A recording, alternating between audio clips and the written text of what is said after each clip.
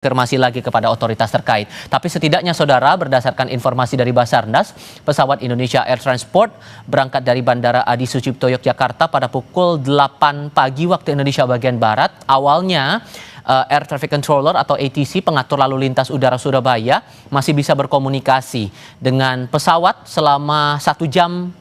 Namun pada pukul 11.45, pesawat sudah diberikan approach untuk persiapan mendarat di Bandara Makassar, Sulawesi Selatan. Namun hingga sore hari, pesawat belum mendarat di Makassar dan terakhir kali dilaporkan koordinat terakhir keberadaan pesawat berada di Leang-Leang Maros, Sulawesi Selatan.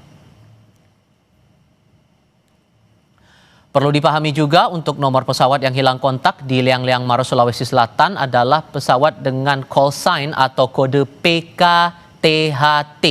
Rute pesawat berangkat dari Yogyakarta menuju Makassar, Sulawesi Selatan.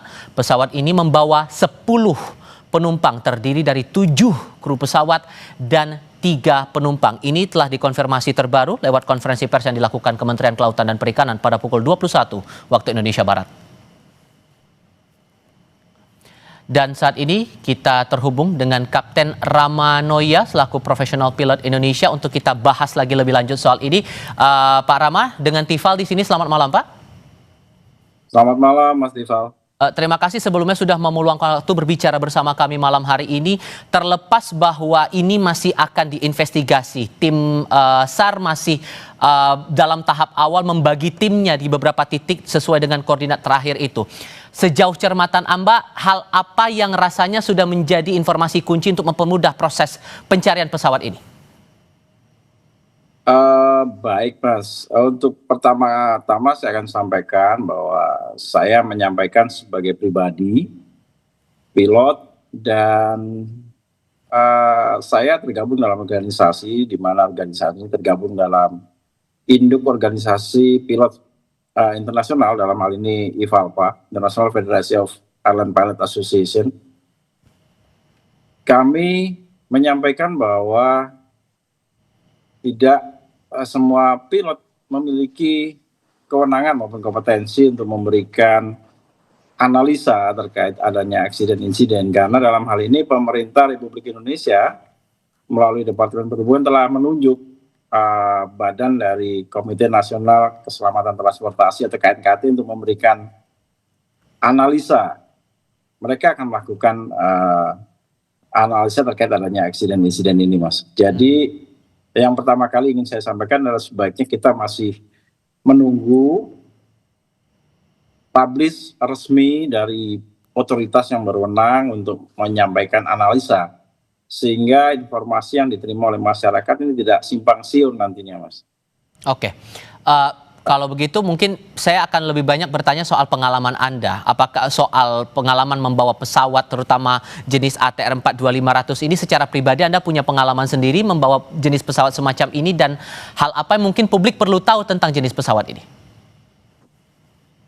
Saya pribadi menerbangkan pesawat jenis Boeing 737 seri 300, 400, 500, 800, dan 900.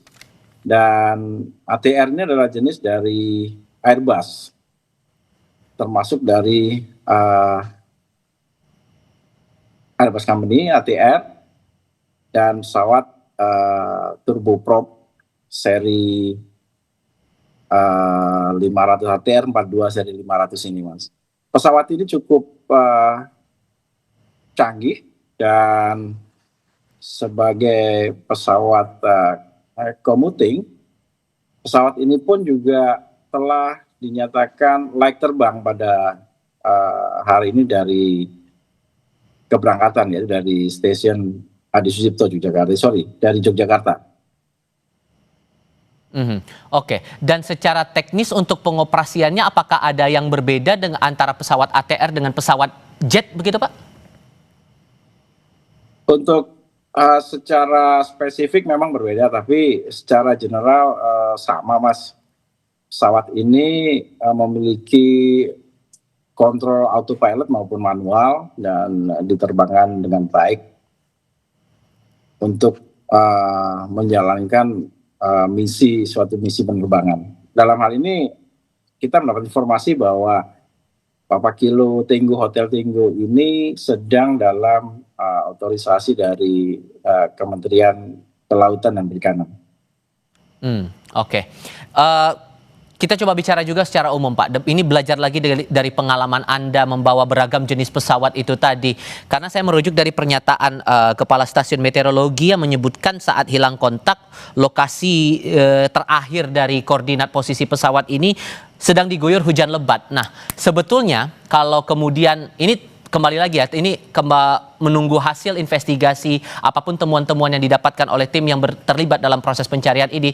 Cuman kalau kemudian ada tantangan seperti cuaca seperti ini, adakah pengoperasian yang berbeda atau hal-hal teknis yang dirasa berbeda saat mengoperasikan pesawat jet dengan pesawat ATR ini, Pak? Sebenarnya setiap pilot, baik penerbang jet maupun penerbang turboprop dalam hal ini ATR, mereka memiliki SOP yang sama, Mas, terkait pengendalian pesawat, baik dalam cuaca normal maupun cuaca yang tidak normal ataupun buruk. Kita memiliki batasan-batasan dan limitasi kapan kita bisa meneruskan dan kapan kita tidak melanjutkan lagi misi dari penerbangan tersebut, dalam hal ini untuk continue landing di destinasi. Kita memiliki teknik yang secara basic sama, Mas. Jadi kita tentunya semua pilot akan mengikuti SOP untuk mencegah dan mengutamakan keselamatan dari misi penerbangan tersebut dengan mengikuti aturan dan limitasi yang sudah ada.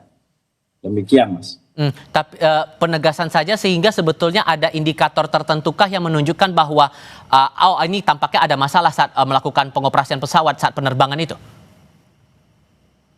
Indikasi atau indikator dari pesawat tentunya ada, Mas. Tapi kalau memang dalam suatu penerbangan, pilot akan mengikuti seluruh aturan teknis dalam menjalankan misi penerbangan ini, baik approach maupun landing. Ada limitasi-limitasi yang akan kita ikuti sampai batas minimum.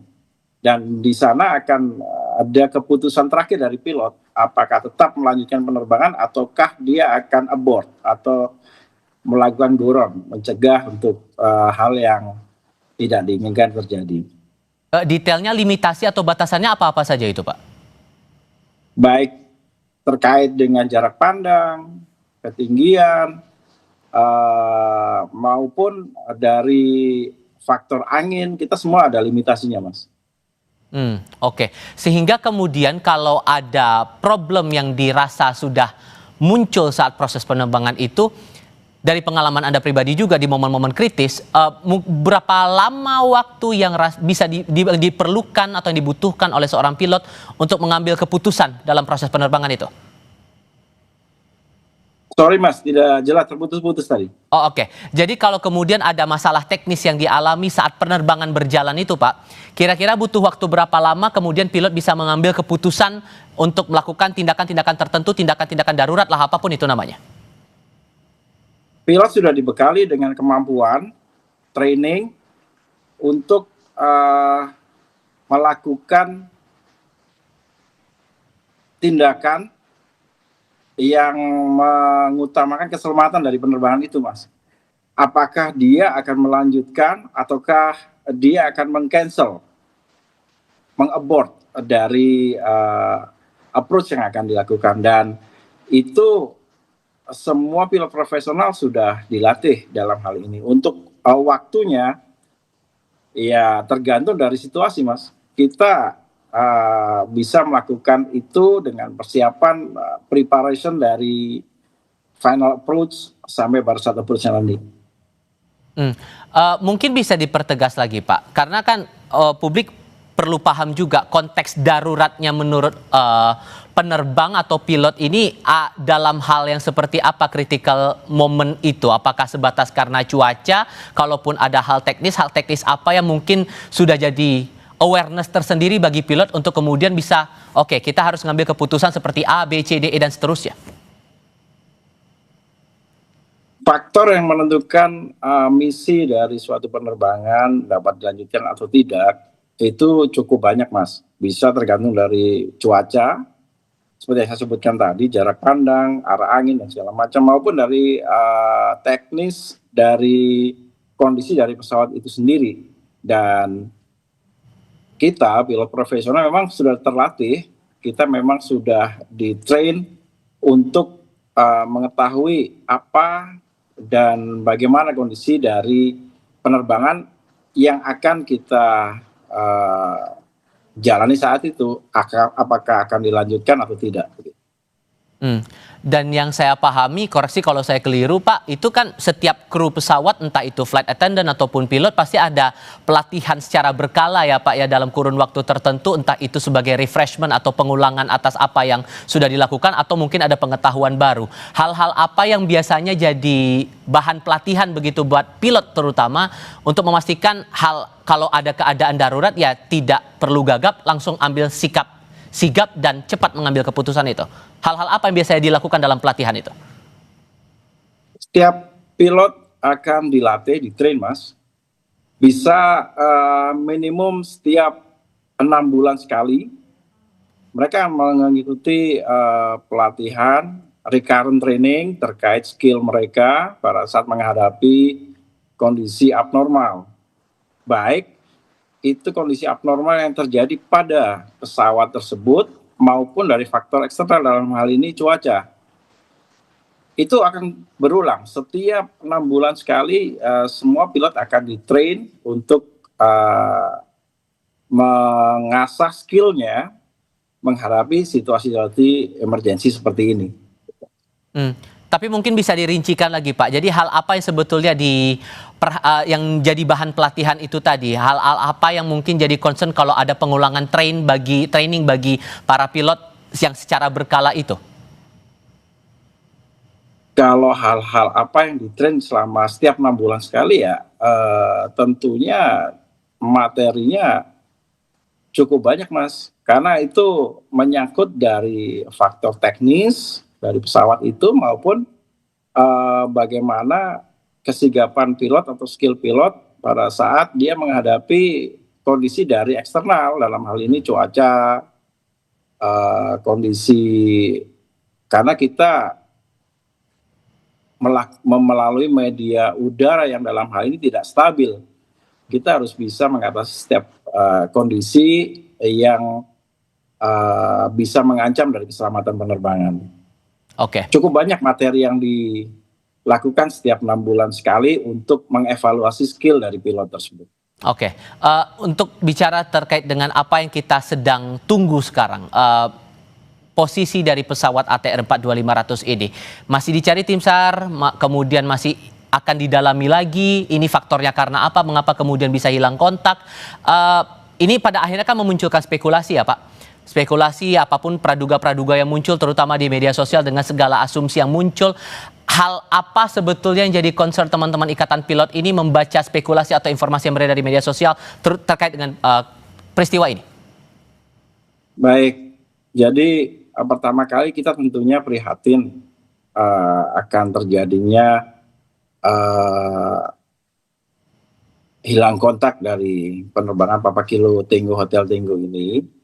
Kemudian yang kedua, kami sebagai pilot profesional berharap agar tidak terjadi atau tidak ada analisa-analisa pribadi terkait dengan kejadian hari ini. Karena kita tentunya masih menunggu hasil analisa dari pihak berwenang yang memiliki kewenangan dan memiliki otoritas untuk menyampaikan investigasi, dalam hal ini KNKT. Jadi kami berharap supaya tidak terjadi simpang siur analisa yang akhirnya akan memperkeruh kejadian yang ada, dan ini tentunya akan memberikan akibat yang tidak baik kepada para korban maupun masyarakat yang saat ini tentunya menunggu apa yang terjadi. Jadi Oke. Hemat kami sebaiknya kita menunggu sampai hasil investigasi secara resmi dikeluarkan oleh pihak yang berwenang. Demikian, Mas. Terlebih KNKT juga masih fokus untuk pencarian black box, walaupun kemudian tim SAR fokusnya saat ini adalah memastikan posisi dari para manifest 7 kru pesawat, ditambah ada 3 penumpang dari pegawai Kementerian Kelautan dan Perikanan. Kapten Ramanoya, terima kasih banyak sudah mau berbagi perspektif bersama kami dalam Breaking News kali ini. Sehat selalu untuk Anda, Bapak. Selamat malam. Dan dari yang kami terima laporannya sejauh ini, terutama dari konferensi pers yang disampaikan Menteri Kelautan dan Perikanan, ada 10 orang yang menjadi manifest pesawat ini, 7 kru pesawat dan 3 pegawai Kementerian Kelautan dan Perikanan dengan misi untuk melakukan pengawasan via udara. Kami jeda sebentar, tetap di Kompas TV.